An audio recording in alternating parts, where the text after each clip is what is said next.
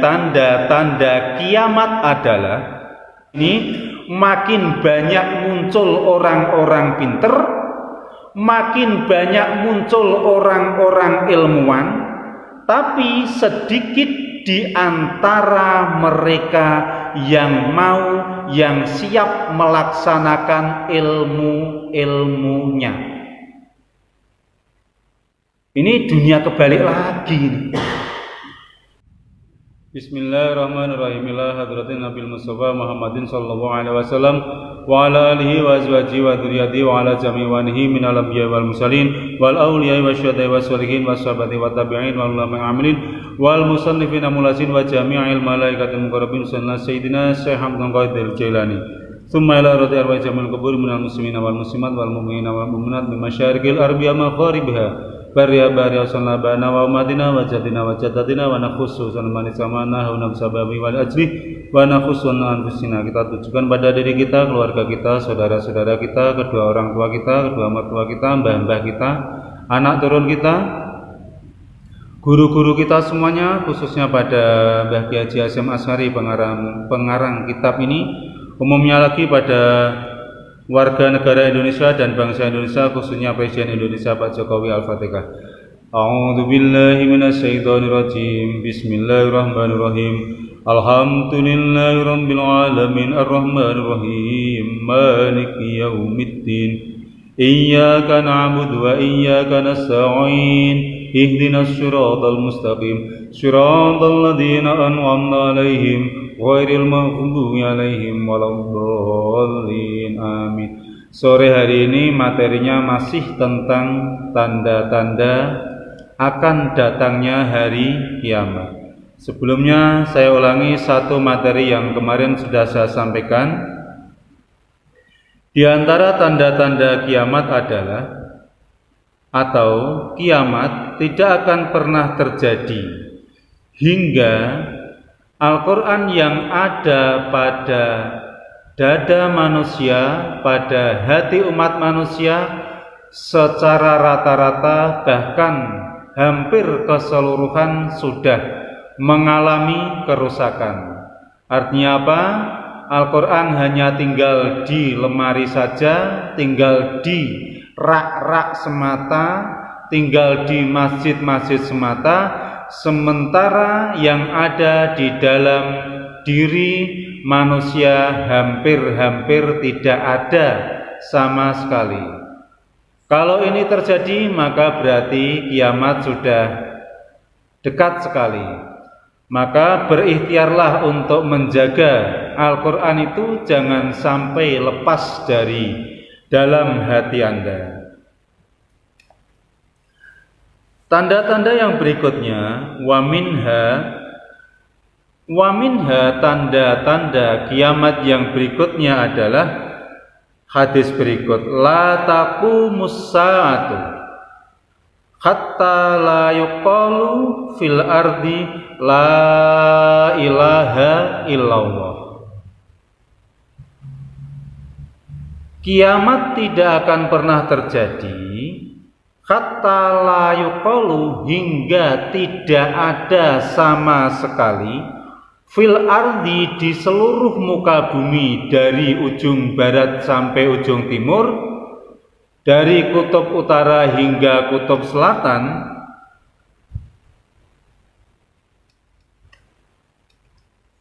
hatta la yuqalu tidak ada orang yang berkata, mengucapkan sama sekali la ilaha illallah. Kalimat la ilaha illallah.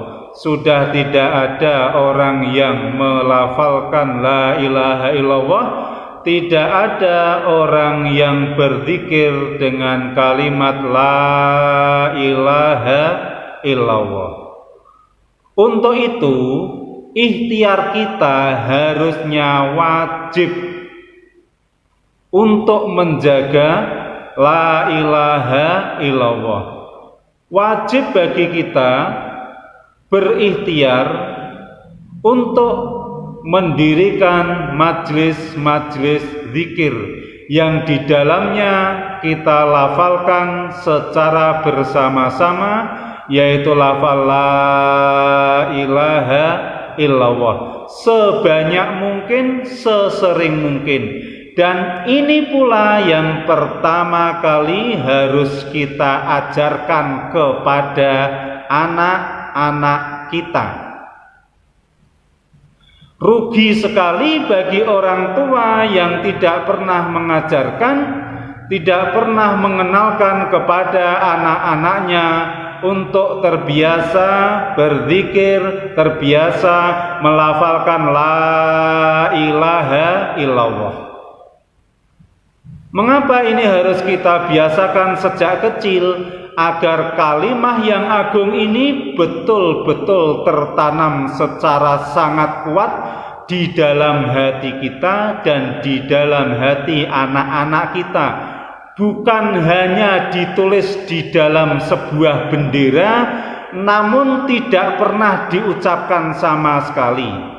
Ataupun toh kalau diucapkan hanya jarang-jarang sekali. Ini jangan sampai terjadi. Ibaratnya suatu saat kalau kita meninggal dunia, kemudian kita ditanya oleh malaikat man rabbuka, kita tidak perlu jawab. Biarlah malaikat itu sendiri yang melihat apa yang ada di dalam hati kita. Kalau yang ada di dalam hati kita adalah kalimat la ilaha illallah yang sudah kita biasakan sejak kecil, sejak sedini mungkin, maka kita pasti selamat.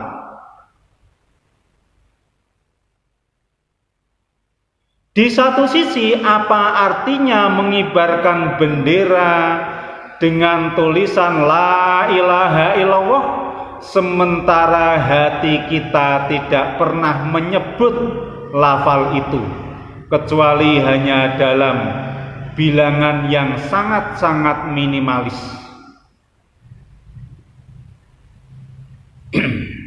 Maka mari kita tanamkan lafal ini kepada diri kita, kepada anak-anak kita, sampai kalau terjadi sesuatu pada diri kita, refleks yang muncul, kata-kata yang muncul akibat dari refleks anggota tubuh kita adalah la ilaha illallah.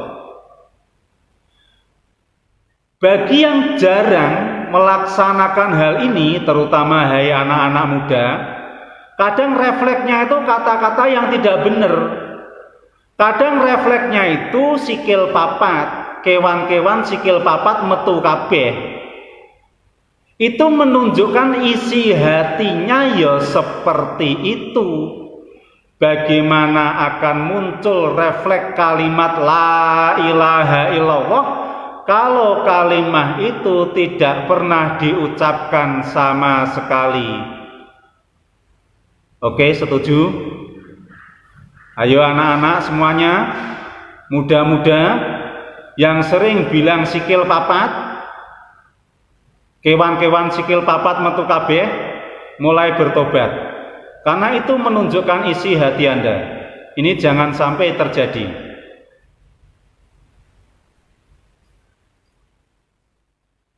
Dan mari secara terus-menerus kita biasakan kepada diri kita, kepada anak-anak kita untuk terbiasa melafalkan la ilaha illallah sebanyak mungkin. Sehari lebih dari 1000 kali itu jauh lebih bagus daripada hanya 1 kali, hanya 2 kali, hanya 10 kali. Itu sangat minimalis. Agar apa? Secara umum, agar kiamat ini tidak segera. Saya ulangi.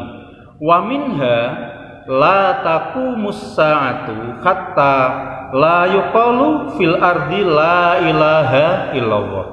Selama ada orang yang melafalkan, mendikirkan kalimat la ilaha illallah, kapanpun, dimanapun, dengan suara keras atau di dalam hati, saat bekerja maupun saat menjelang tidur, saat beristirahat ataupun sedang sibuk, maka dipastikan kiamat belum akan terjadi dan masih jauh.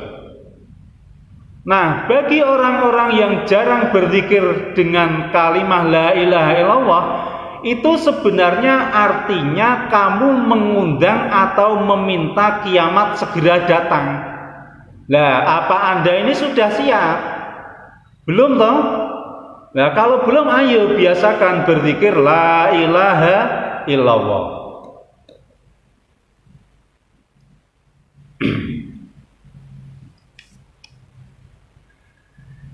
Bismillahirrahmanirrahim. Tanda-tanda berikutnya adalah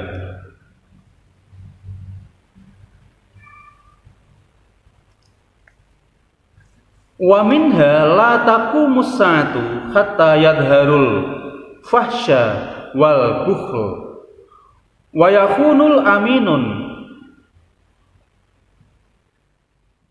wa yu'tamanu al khainun.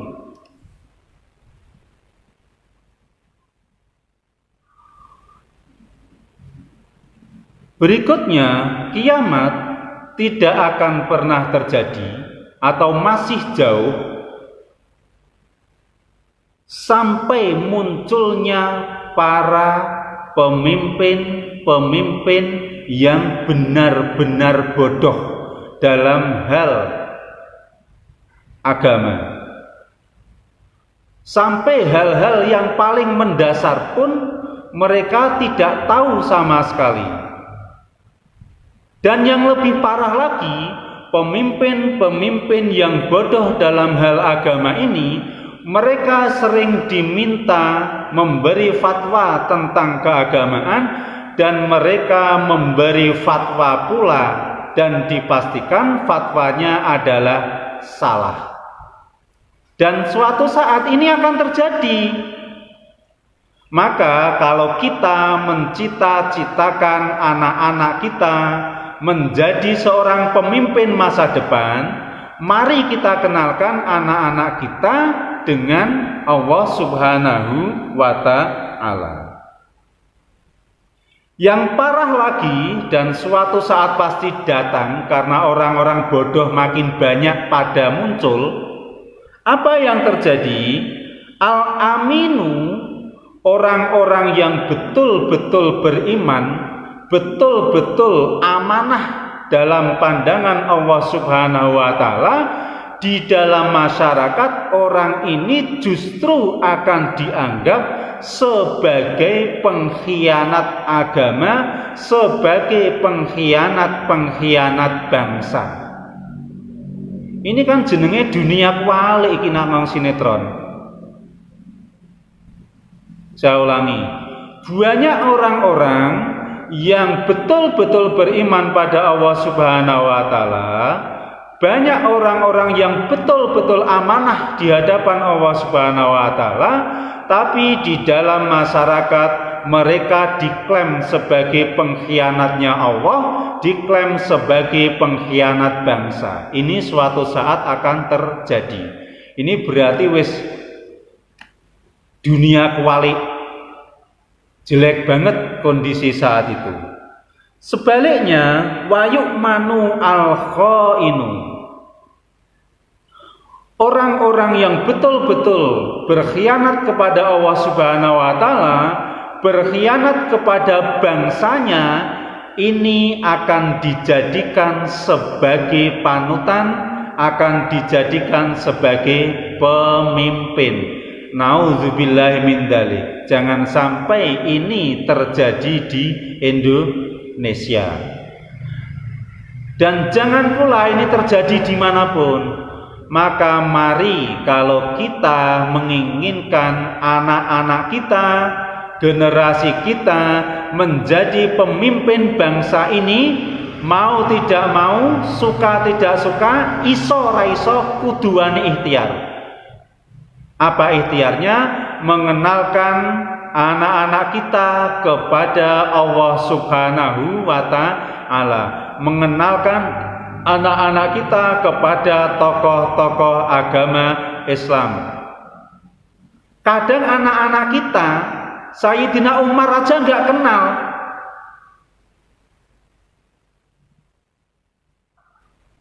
Sayyidina Ali kadang tidak kenal. Bahkan sebagian orang umat Islam, Nabi Muhammad aja nggak kenal. Kenalnya hanya kenal nama. Tapi betapa hero-nya Nabi Muhammad ini jarang generasi muda Islam yang tahu. Ini kan payah kalau seperti ini. Kisah-kisah beliau yang sangat-sangat heroik ini nggak ngerti.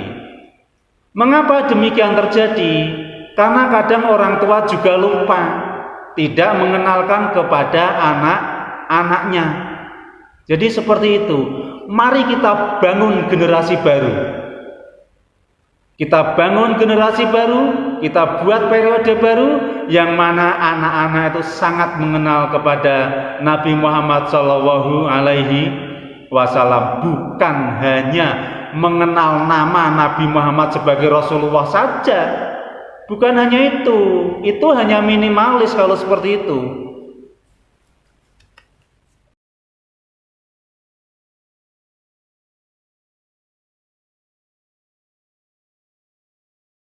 Ini adalah racun yang meracuni pikiran anak-anak kita, tapi secara tidak sadar mereka yang diracuni, kadang juga orang tua, kadang dewasa, itu bangga. Ini betul-betul dunia kebalik sekarang ini.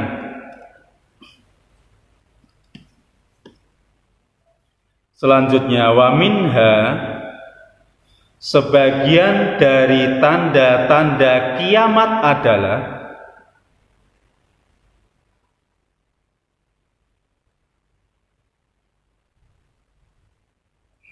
idzan nasa adharu al-ilma wa dhayyi'ul amala.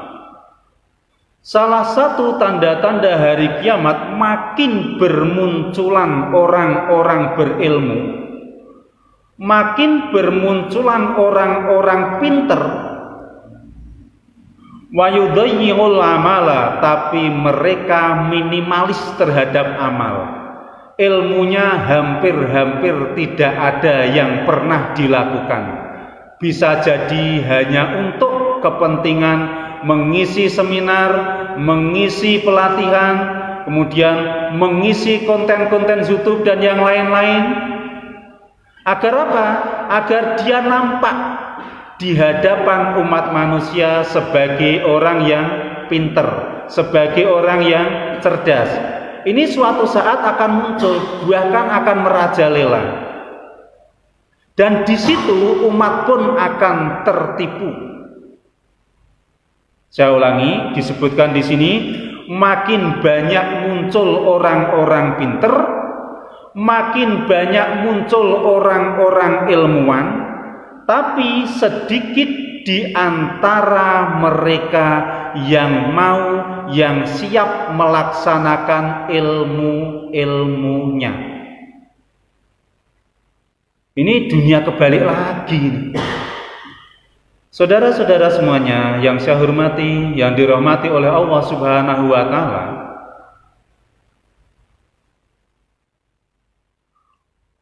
ilmu itu harus kita kuasai. Namun itu belum titik. Setelah kita kuasai, ilmu itu kita laksanakan, kita gunakan untuk makin mengenalkan diri kita kepada Allah Subhanahu wa taala. Jadi bukan sebatas kita kuasai, kita pahami, selanjutnya kita kenalkan, kita sampaikan kepada orang lain, baik secara individu maupun di depan forum yang sangat besar. Baik itu forum pengajian, baik itu forum pelatihan, ataupun forum seminar. Jangan hanya berhenti di situ. Kalau hanya berhenti di situ tanpa kita mau melaksanakannya, apalagi tanpa bisa membuat kita makin kenal kepada Allah Subhanahu wa taala melalui ilmu tersebut, berarti keberadaan ilmu itu justru menipu kita, justru akan semakin mendekatkan kita kepada datangnya hari kiamat. Ini jangan sampai terjadi. Saya ulangi, wa minha adharul ilma, makin banyak orang-orang pinter bermunculan, makin banyak orang-orang berilmu bermunculan, akan tetapi wadayyi'ul amala, mereka mengabaikan amal dari ilmu tersebut. Hampir-hampir mereka tidak pernah melakukan amal dari ilmu tersebut kecuali sangat minimalis. Bahkan akan muncul lagi watahabbu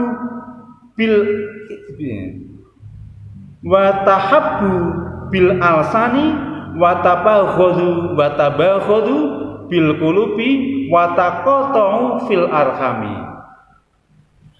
Akan muncul pula banyak orang yang sangat baik seolah-olah di hadapannya ketika berhadapan secara lisan sangat baik, kemudian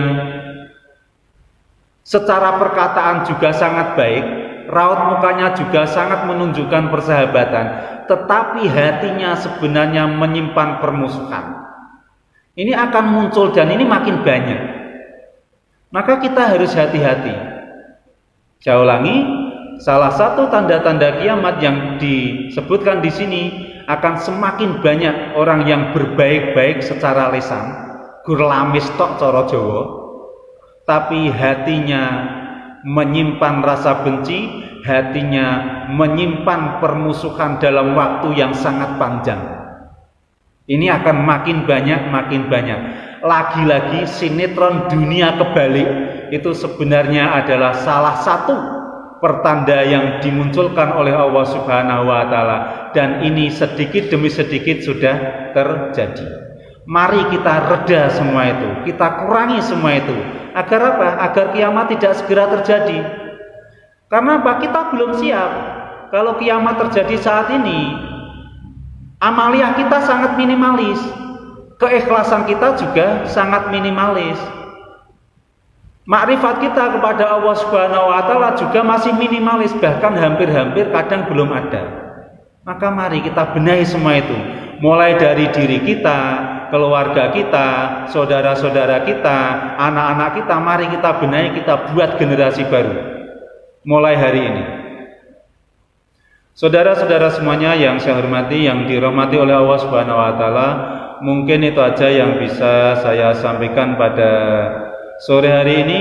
Semoga ada manfaatnya untuk kita semuanya. Umumnya pada manfaat untuk Indonesia. Wallahul muwaffiq ila aqwamit thoriq. Wassalamualaikum warahmatullahi wabarakatuh.